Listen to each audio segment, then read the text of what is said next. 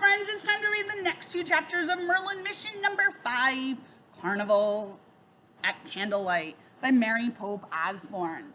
Chapter 5, Lorenzo. Jack and Annie ran through the square, dodging dancers, fairy fortune tellers, and acrobats. They didn't stop until they were hidden in the middle of a crowd watching a puppet show. As Jack tried to catch his breath, he looked around at all the pirate and animal and clown costumes. He was glad now that he had Annie and he were dressed in silly outfits too. When they looked at each other, they laughed nervously. "Maybe we shouldn't have skipped ahead," said Jack. "Yeah, you were right," said Annie.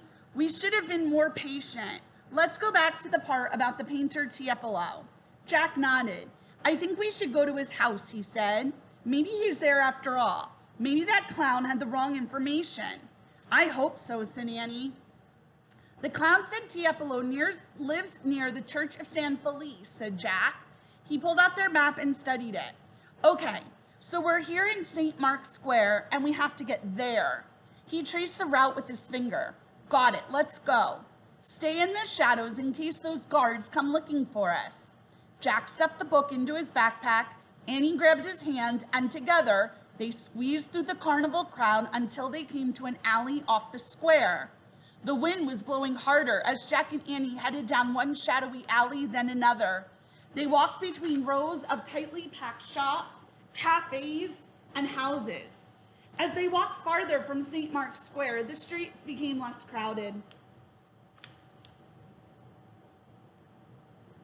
After a while, they came to a small footbridge that crossed a canal. As they hurried over the bridges, Jack noticed water rushing onto the sidewalks. "What's going on with the water?" he said. "Let's ask her," said Annie. She pointed to a young woman locking up a cafe. The woman wore a blue mask and a lacy purple dress. Water was swirling around her high black shoes. "Excuse me," said Annie, "do you know why there's so much water in the streets?" "Oh, there has been much rain in the mountains," said the young woman. "It all washes down to the lagoon. It makes the water very high." "Is that dangerous?" asked Jack. The woman smiled. "Oh no," she said. "You often have high water here in Venice. You shouldn't worry. You should go watch the fireworks on the waterfront near St. Mark's. Everyone is going there." "Thanks," said Annie. The woman waved and went on her way. I'm losing my voice, guys. I apologize. "I guess we can stop worrying about the waters," Annie said to Jack. "Yeah," said Jack, but he couldn't help worrying as he saw a clump of seaweed wash past them down the alley. As Jack and Annie walked toward the Church of San Felice, a bell started to chime. Jack counted the bongs, 11. Another bell started to toll. Jack counted 10 bongs. "What time do you think it is really?" he asked. "I don't understand." "Patience, remember," said Annie. "One thing at a time. We just have to find Tiepolo's house now." Soon they came to the small Church of San Felice. The square next to the church was empty except for an old man walking a small dog. "Good evening, little clowns," the man said with a friendly smile. "Why aren't you at the waterfront by St. Mark's Square? I'd be there myself, except my Rosa is afraid of fireworks." He smiled at the dog. "Actually, we're trying to find the house of a painter named Tiepolo," said Jack. "Oh, he's my neighbor," said the old man. "He lives there." He pointed to a dark house off the square. "But you won't find him home." "I know, we heard he's away," said Jack. "We were just wondering if he was coming back soon." "I fear not," said the man. "Tiepolo told everyone that he would be gone for many months. But you should get along to the fireworks on the waterfront now. Everyone in Venice will be there to see them. They are quite magnificent on the last night of Carnival." "Thanks," said Jack. The old man waved. As he and Rosa walked slowly across the square, the church bell began to sound. It bonged 11 times. "Excuse me, sir," Jack called. "All the clocks in Venice tell different times. Which one is right?" "None," the old man called. "That is one of the wonderful things about our city. Venice is timeless." The man laughed and he and Rosa went inside a small yellow house. Jack sat down on a bench in the square. He put his head in his hands. Annie sat next to him. "I guess we do have to skip Tiepolo," she said. "What's the next thing Merlin told us to do?" Jack sighed. He pulled out the magician's letter and read the next 2 lines. "At midnight, 2 men will tell you the time. To the top of their tower hurry and climb. Oh, great, said Jack. How will we know if it's really midnight? The man just said none of the clocks are right because Venice is timeless. According to Merlin, 2 men will tell us the right time, said Annie. 2 men who own some kind of tower we have to climb. Right, said Jack, but that makes no sense either. Who are they? How are we supposed to find them? We'll have to skip that part too. We're skipping our whole mission, whatever it is. A terrible disaster is about to happen to some grand lady of the lagoon, and we have no idea who she is. We don't know what the disaster is. We don't know where to find the ruler of the seas, or how to find a painter named Tiepolo, or even how to tell the right time. We're completely failing Merlin's test. Calm down. We just have to be patient, said Annie. Everything will make sense soon. How soon, said Jack. He felt cold and wet and miserable. Very soon, said Annie. In fact, I think I see a light now inside Tiepolo's house. She stood up. I definitely see a light. Annie ran over to the small house off the square. She peeped through a window. Jack, she called in a loud whisper. Come here. Jack walked over to her. Someone's painting in there, said Annie. Through the window, Jack saw a candle burning in a corner of the room. He saw canvases and pots of paint. He saw a boy standing at an easel. The boy was painting a picture on a large canvas. He's just a kid, said Jack with disappointment. He can't be Tiepolo. So what, said Annie. Maybe he can help us. She tapped on the glass. The boy looked up. He carried his candle to the window and opened it. He had reddish brown hair and big eyes. Hello, he said. Are you looking for someone? I'm Annie, and this is my brother Jack, said Annie. We're visiting Venice, and we were hoping to find a painter named Tiepolo. You have just done so, the boy said. My name is Lorenzo Tiepolo. Lorenzo had a very serious manner. You're a painter too, asked Annie. Yes. As you can see, I am painting right now. I help my father and my older brother with their paintings, said Lorenzo, and when they are gone, I paint my own. I will even miss the last night of carnival to paint. But why are you not there? We're on a mission, said Annie. We just escaped from the palace prison. We got caught looking for the ruler of the seas. The ruler of the seas, said Lorenzo. Why were you looking in the palace? The ruler of the seas is right here. What, said Jack? The ruler of the seas is here? Lorenzo smiled. Then he walked to a large covered canvas propped against the wall. He pulled off the cloth cover. He held up his candle to show a painting of a beautiful woman resting her hand on the head of a gold lion. A man was giving coins to the window. The man had a bare chest, a rugged face, long dark hair, and a white beard. Behind him was a 3-pronged fishing spear. My father has been working on this painting for some time, said Lorenzo. He pointed at the bearded man. 'Tis Neptune. Neptune, said Jack. He's one of the gods in Roman mythology, right? Yes, the ruler of the seas, said Lorenzo. Oh, we thought the ruler of the seas was the ruler of Venice, said Annie. We thought he lived in the palace on St. Mark's Square. Lorenzo laughed. Oh no, the palace is just the home of the city's human ruler, he said. The true ruler of all the seas is Neptune. Where does Neptune live, Lorenzo? Annie asked. He lives beneath the water in a beautiful palace made of coral and sparkling jewels, said Lorenzo. But only a few people can actually see Neptune. Like who? Asked Annie. Those with imaginations like my father, my brother, and myself, said Lorenzo. We have heard the waves around Neptune roar like wild birds. We have seen his fishing spear rising high above the surface of the sea, gleaming in the moonlight. That sounds great, said Annie. Yeah, great, Jack said politely. You guys must have really good imaginations. Thanks, Lorenzo. He turned to Annie. I'm going to look at the research book some more.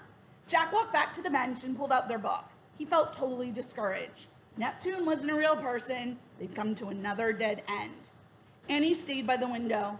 Lorenzo, one more question, she said. Why is Neptune giving a gift to that lady? Neptune is offering the riches of the sea to Venice, answered Lorenzo. So the lady in the painting is supposed to be the city of Venice, cried Annie. Yes, said Lorenzo. That is how my father thinks of Venice. She is the grand lady of the lagoon. Jack looked up from his book. He felt goosebumps on his skin.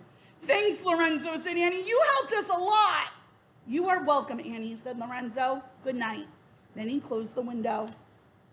Jack, Jack, said Annie, hurrying to him. The grand lady of the lagoon is Venice. I know, I heard, said Jack. Now I understand our mission, said Annie. We have to save Venice from a terrible disaster. We have to save all of Venice. Chapter 6, Disaster. We have to save all of Venice, said Jack. That's a big responsibility. What do we have to save Venice from? Well, if Neptune's going to help us, it must have something to do with water, said Annie. Yeah, like the water that's flooding the alley, said Jack. But the woman at the cafe told us not to worry about that, said Annie. I'm still worried, said Jack. Let's look up floods in our Venice book. He found floods in the index and turned to the right page and read. Most of the time, high water in Venice is not serious. But if several conditions are present at the same time, a flood disaster can occur. A flood disaster, that must be it, said Annie. So what are the conditions? It lists them here, said Jack. He read, a high tide, strong winds from the south, heavy flow of waters from the mountains, severe storms at sea. There's a high tide tonight. The passenger with the bird mask in the gondola told us that, said Annie. Yeah, and winds from the south. The weather vane told us that, said Jack. And water's flowing down from the mountains. The woman at the cafe told us that, said Annie. Yeah, and storms out at sea. I saw lightning when we crossed the water, said Jack. All the conditions are here, said Annie. Jack and Annie looked around.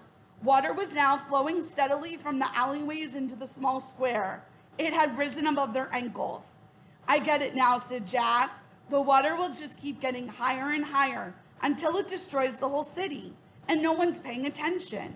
Neptune's the only one who can help us stop the floods, said Annie. But Neptune's not real, said Jack. I mean, he's a character in mythology, and mythology's not real life. It's... Okay, said Annie. Let's just take one step at a time. At midnight, 2 guys will tell us the time, and then we should climb to the top of their tower, right? Right, said Jack. So what we have to do now is find those 2 guys, said Annie. Let's go back to the waterfront, said Jack. The man with the dog said everyone in Venice would be there for the fireworks. Jack put away their book.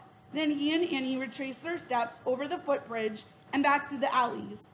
Lots of seaweed was floating in the narrow lanes between buildings. Water is definitely flowing in from the sea, Jack thought. When they got back to St. Mark's Square, people were streaming toward the waterfront. Jack and Annie walked with the crowd. Everyone was talking and laughing as they looked up at the sky over the water, waiting for the fireworks to begin. No one paid attention to the damp winds or the seawater spilling over the side of the canal, soaking their shoes. Excuse me, Annie shouted. Can anyone tell us the time? No one answered, for just then the first explosions of fireworks shook the night. The crowd cheered as blue and red showers exploded in the sky. In the distance, a clock started to chime. Jack counted the bongs. 12, he said. It's midnight now, according to that clock.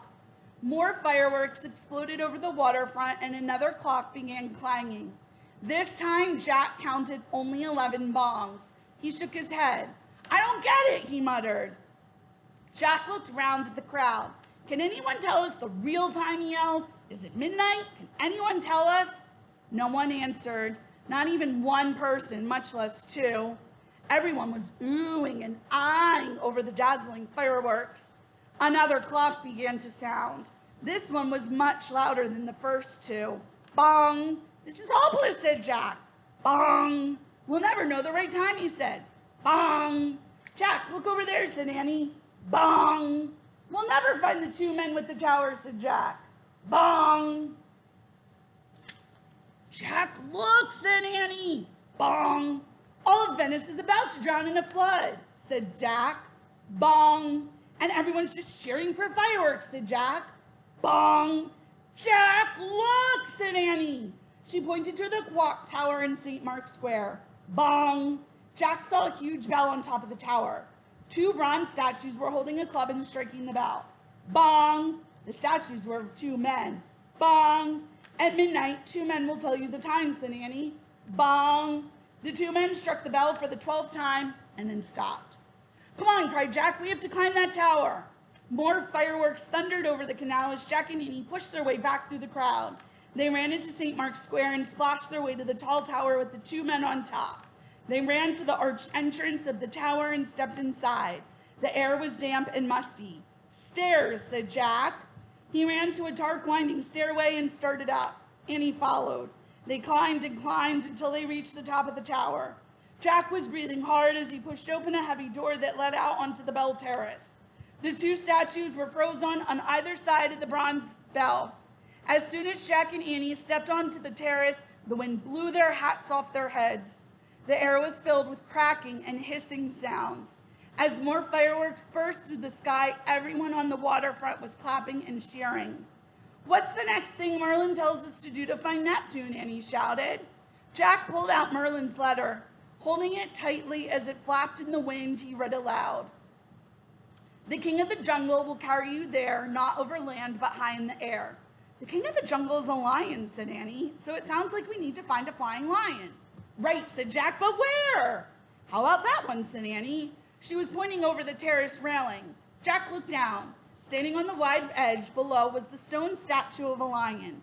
Growing out of the lion's back were two powerful-looking carved wings. "But that's just a statue," cried Jack. "How can a statue take us anywhere?" Annie grinned. "I think it's time we use a little more magic," she said. All right, let's see if the magic works for them. We'll keep reading tomorrow. Bye, friends.